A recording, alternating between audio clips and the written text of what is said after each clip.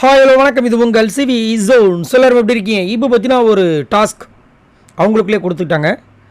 அதில் ஒருத்தங்களுக்கு நன்றி சொல்லணும் அப்படின்ற மாதிரி, நன்றி சொல்ல உனக்கு வார்த்தையில் எனக்கு அப்படின்ற மாதிரி ஒரு டாஸ்க். அது டைமில் வந்துட்டு நம்ம முத்துக்குமாரன் வந்து அவருடைய விஷயங்கள், நான் நன்றி சொல்ல ஒரு விஷயம் சொல்லணும், அது வந்துட்டு ஒரு குற்ற உணர்ச்சியும் கூடன்னு சொல்லிட்டு தன்னோட காதலி பற்றி சொன்னார். கேட்டவுடனே கண் கலங்கிடுச்சு. பா, என்னையா அந்த பொண்ணு இப்படி இருக்காங்க அப்படின்ற மாதிரி. ஃபஸ்ட்டு வந்துட்டு அவரை பற்றி சொன்னார். நான் கடன் வாங்க மாட்டேன், சாகிற வரைக்கும் கடன் வாங்க மாட்டேன், கடன் கொடுக்க மாட்டேன், கொடுத்தேன்னா அது கண்டிப்பாக வராதுன்னு தெரிஞ்சு தான் கொடுப்பேன் அப்படின்ற மாதிரி ஒரு கொள்கைவாதி அப்படின்ற மாதிரி சொன்னார். அப்புறம் ஒரு குற்ற உணர்ச்சி எனக்குள்ளே உறுத்திக்கிட்டே இருக்குது. நான் ஒரு பொண்ணை விரும்பினேன்.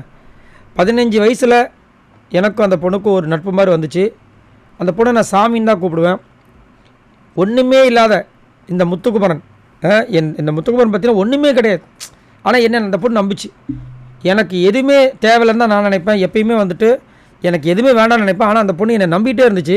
அதேமாதிரி எனக்கு என்னென்னா, உன்னால் முடியும் யாராவது சொல்லுவாங்களே ஏங்குவேன், அந்த மாதிரி ஒரு ஆள், அவ்வளோதான் நான். ஆனால் எப்படி அந்த பொண்ணுக்கு என்னை பிடிச்சதுனே தெரியல.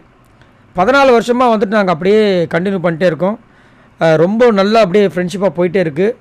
நல்லா எனக்கு சப்போர்ட் பண்ணிட்டுருவா. ரொம்ப ஸ்ட்ராங்கான பொண்ணு, ரொம்ப குவாலிட்டியான பொண்ணு. இந்த மாதிரி இருக்க முடியுமான்னு எனக்கு சந்தேகமாக வரும். அந்த மாதிரி ஒரு பொண்ணு, அம்மா மாதிரி பொண்ணு கிடச்சா சூப்பராக இருக்குன்னு சொல்லுவாங்க பாருங்க, அந்த மாதிரி ஒரு பொண்ணு, ரொம்ப சூப்பரான ஒரு பொண்ணு. அந்த பொண்ணை பற்றி தான் நான் வந்துட்டு விஜய் டிவியில் அந்த ஒரு தமிழ் பேச்சு எங்கள் மூச்சில் வந்து ஃபஸ்ட்டு ஒரு கவிதை சொல்லியிருப்பார். சூப்பராக இருக்கும். கடைசியில் வந்து அந்த மொழின்னு முடிச்சுப்பார், தமிழ் மொழின்னு. ஆனால் இங்கே தான் ரகசியத்தை உடைக்கிறாரு.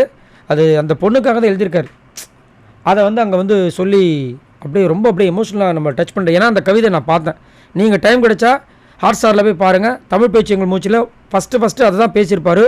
வேறு மாதிரி இருக்கும், மிரட்டியிருப்பார். அப்படியே கண் கலங்குற மாதிரி இருக்கும். சூப்பராக வந்திருக்கும். நானே கடைசியில் ஆச்சரியப்பட்டேன், என்ன தமிழ் மொழி முடிச்சிட்டார் அப்படின்னு. ஸோ அதை போய் பாருங்கள் முடிஞ்சதுன்னா.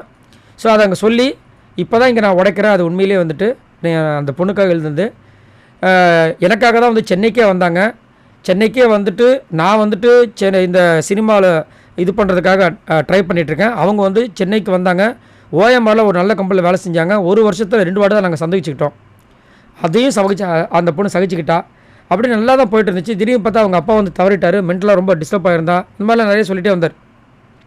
அதுக்கப்புறம் அப்படியே போயிட்டு இருக்கும்போது திடீர்னு அந்த பொண்ணுக்கு ஒரு நெருக்கடியாக கல்யாணம் பண்ணணும் அப்படின்ற மாதிரி ஒரு விஷயம் வந்திருக்கு. என்னை எங்கேயாச்சும் கூட்டிகிட்டு போ அப்படின்னு சொல்லும்போது இவர் வந்துட்டு அப்போ 20,000 நம்ம சம்பளமாக, 20,000 25,000 வீட்டில் வேறு சம்பளம் கொடுக்கணும். நான் எப்படி நான் இது பண்ண போகிறேன்னு சொல்லிட்டு ரொம்ப பயந்தேன். அதனால் என்ன பண்ண சொல்லும்போது கடைசியாக அவங்க என்னையை விட்டு கொடுத்துட்டாங்க அப்படின்னோடனே பயங்கர ஷாக். ஆனால் இவர் கொஞ்சம் முயற்சி பண்ணியிருக்கலாம். பட் இவர் என்ன சொல்கிறாருன்னா, நான் அந்த டைமில் அந்த பொண்ணையும் கஷ்டப்படுத்த முடியாதுன்னா, அந்த பொண்ணை நான் வந்துட்டு அந்த ஏஜில் வந்துட்டு நானும் ஒழுங்காக சம்பாதிக்கல, வீட்லேயும் நான் இது கொடுக்கணும், எப்படி என்ன பண்ணுறதுன்னு தெரியல அப்படின்னும் போது அந்த பொண்ணு இதை போல்டாக இது பண்ணாங்க, என்னை விட்டு கொடுத்தாங்க. அவங்களுக்கு வந்து இது ஒரு குற்ற உணர்ச்சியாகவே இருக்குது எனக்குள்ளே அப்படின்னாங்க. கடைசியாக வந்து கேட்டாங்க, சரி இப்போ அந்த பொண்ணுக்கிட்ட பேசிகிட்டு இருக்கீங்களா அப்படின்னு. பேசுகிறோம். அதை நான் இப்போ கண்டிப்பாக பதிவு சொல்லி ஆகணும். அவங்களுக்கு வந்து திருமணம் ஆகிடுச்சு, கன்சீவ் ஆகிட்டாங்க. அவங்க ஒரே ஒரு கேள்வி தான் கேட்டாங்க என்கிட்ட, என் குழந்தைய நீ தூக்குவியா அப்படின்ட்டு. அப்படின்போது பயங்கரமாக எமோஷ்னலாக இருந்துச்சு. அதே மாதிரி எங்களுக்குள்ளே நட்பு இருக்குது. இதில் வந்து எந்த விதமான ஒரு விஷயமும் இல்லை, எந்த விதமான ஒரு கலங்கமும் கிடையாது, எந்த விதமான எதுவுமே இல்லை. ஆனால் கண்டிப்பாக வந்து இந்த நட்பு தொடரும் அப்படின்ற மாதிரி முற்றுப்புள்ளி வச்சு எப்படியே போனாலும் எல்லாருமே கிளாப் பண்ணாங்க. செம்மையாக இருந்துச்சு. ரொம்ப அப்படியே எமோஷ்னலாக ஆகிடுச்சு. நான்லாம் உண்மையிலே கண் கலங்கிட்டேன். சரி, நீங்கள் உங்களோட கமெண்ட்ஸை சொல்லுங்கள்.